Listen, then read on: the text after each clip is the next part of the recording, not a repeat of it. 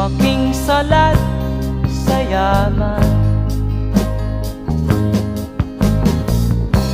Maagang nawala si ama.